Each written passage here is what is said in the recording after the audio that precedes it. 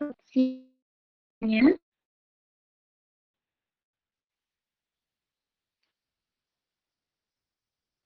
Assalamualaikum warahmatullahi wabarakatuh. Di sini aku Kusuma dan rekan aku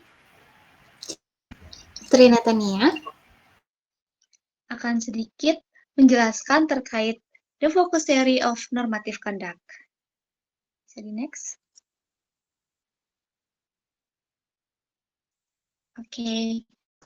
Yang pertama itu ada Robert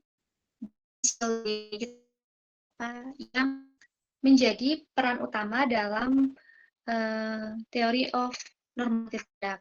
Nah, orang yang menjadi pengusung atau pengembang dari teori ini itu Robert B. Cialdini. Nah, di beberapa teorinya itu dia menyampaikan bahwasanya perilaku normatif itu dipengaruhi oleh norma sosial. Nah, norma sosial itu kan dapat mempengaruhi perilaku individu melalui beberapa faktor, seperti kecenderungan jenis norma yang relevan bagi individu tersebut. Jadi, norma apa sih yang dipegang oleh individu tersebut, dan juga sejauh mana norma tersebut itu diperhatikan atau difokuskan oleh individu tersebut. Jadi next. Yang pertama itu ada descriptive norm atau norma deskriptif. Norma ini tuh mengacu pada apa sih yang biasanya atau normalnya orang-orang lakukan dalam suatu budaya atau dalam subkultural gitu. Jadi bukan sesuatu yang baik buruknya, tapi apa yang biasanya orang-orang lakuin gitu. Jadi next. Nah, ada 3 poin penting dalam norma deskriptif. Yang pertama itu, norma deskriptif memberikan motivasi tentang perilaku mungkin efektif dan adaptif bagi individu. Contohnya, kita lagi baru sampai nih di suatu negara yang baru, kita lagi di bandara, dan semua tulisannya itu kita nggak paham, tulisan-tulisan yang di bandara, karena kita nggak expert bahasa Inggris, ataupun kita nggak tahu bahasa yang mereka pakai di sana.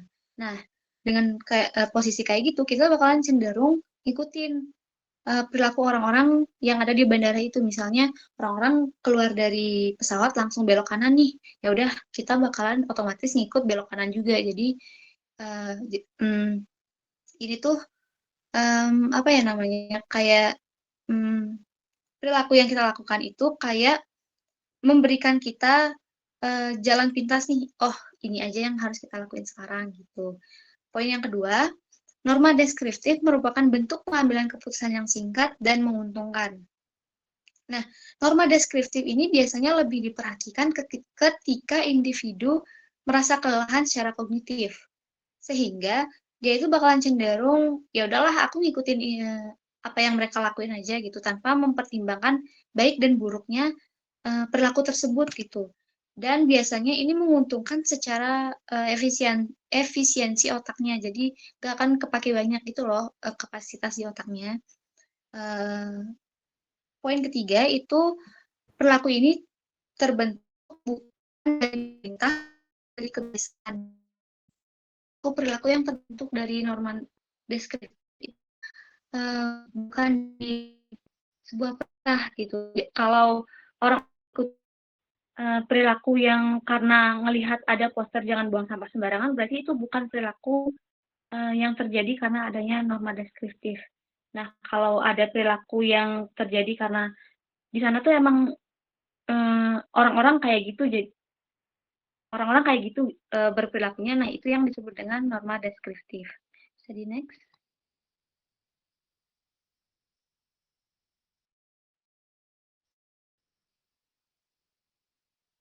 Nah, di sini aku ada beberapa contoh norma deskriptif yang mungkin bisa kita temui di kehidupan kita sehari-hari.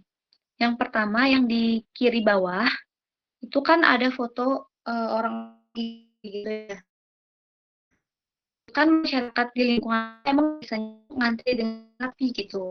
Karena kan juga ada foto nunjukin kayak kalian harus berbaris dengan rapi gitu, nggak ada kan. Jadi orang-orang emang punya kebiasaan untuk antri dengan rapi gitu.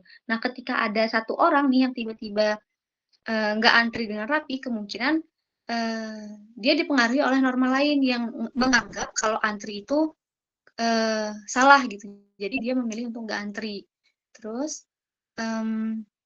contoh yang kedua itu yang di atas, upacara pernikahan di Indonesia itu biasanya berlangsung berhari-hari. Nah, ini tuh dipengaruhi oleh kebiasaan budaya di Indonesia. Padahal secara norma itu kan nggak ada baik dan buruk atau salah dan benar gitu terkait dengan upacara pernikahan. Jadi itu balik lagi ke budaya masing-masing.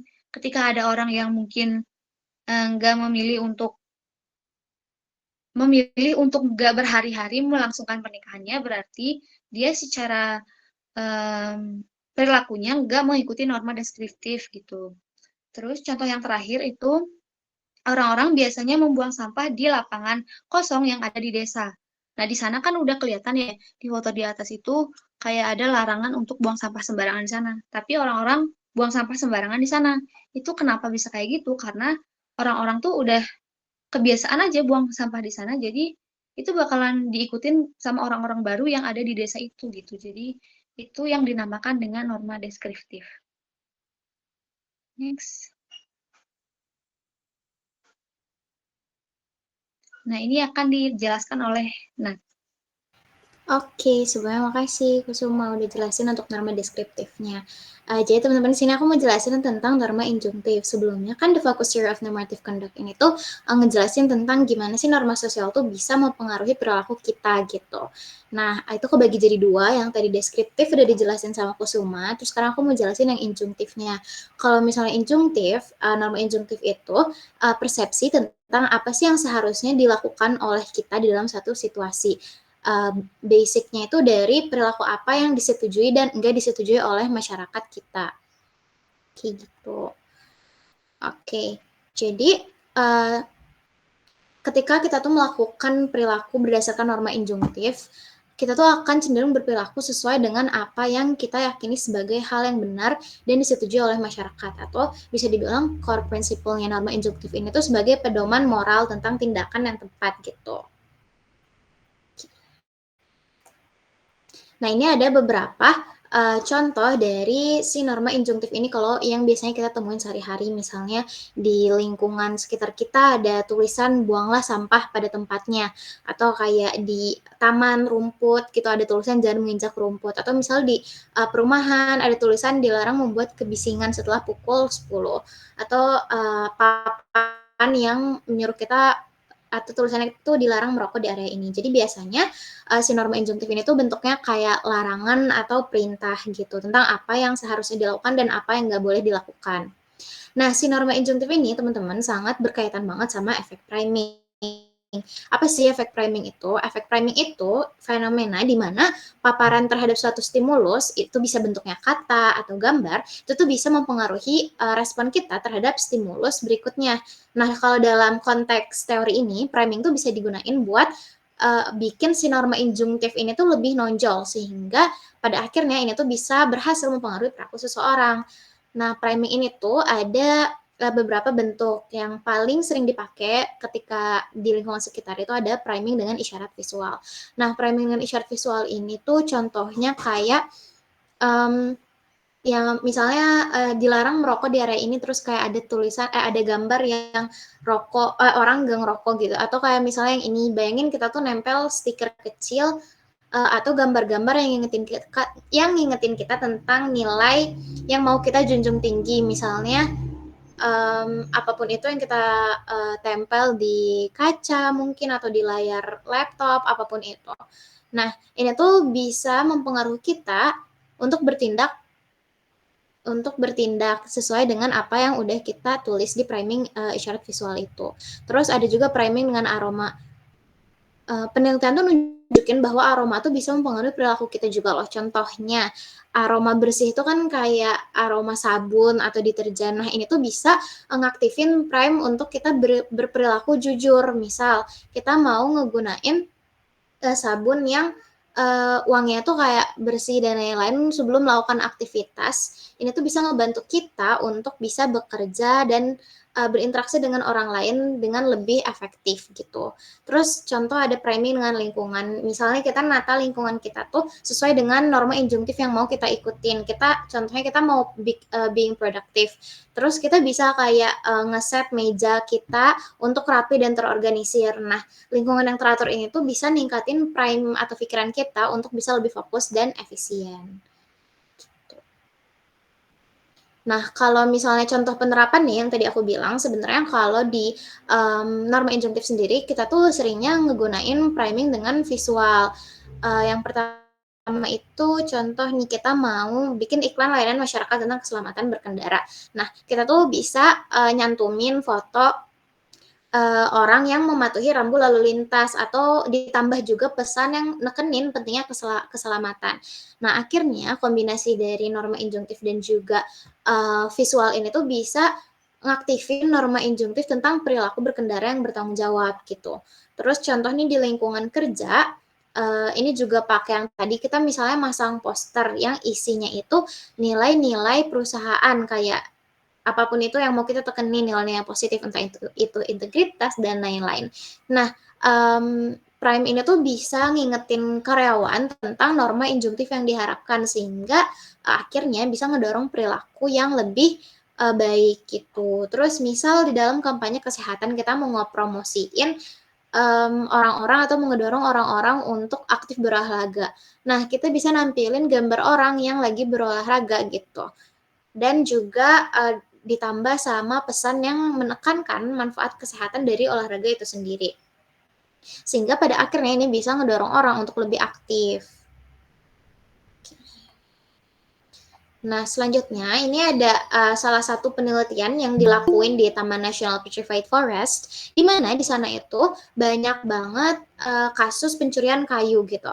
Nah, pihak pengelola itu tuh mau berusaha untuk mengurangi dan mencegah perilaku tersebut dong.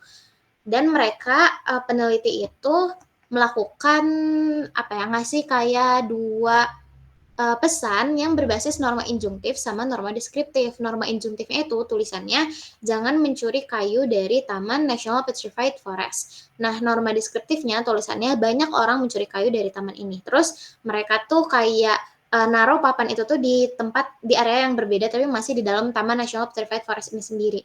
Nah, dan hasilnya itu ternyata norma yang nekenin injunktif itu tuh lebih efektif dalam ngurangin pencurian dibandingkan pesan yang ngegambarin norma deskriptif. Kenapa? Karena pesan yang disampaikan melalui norma injunktif ini tuh bisa berfungsi sebagai prime yang mengingatkan orang tentang apa sih yang seharusnya kita lakuin sehingga ini bisa berhasil mengurangi perilaku negatif itu sendiri. Nah, jadi kalau misalnya kita mau ngurangin perilaku negatif di lingkungan manapun itu tuh akan lebih efektif kalau misalnya kita menggunakan norma injunktif. Kenapa? Karena kalau misalnya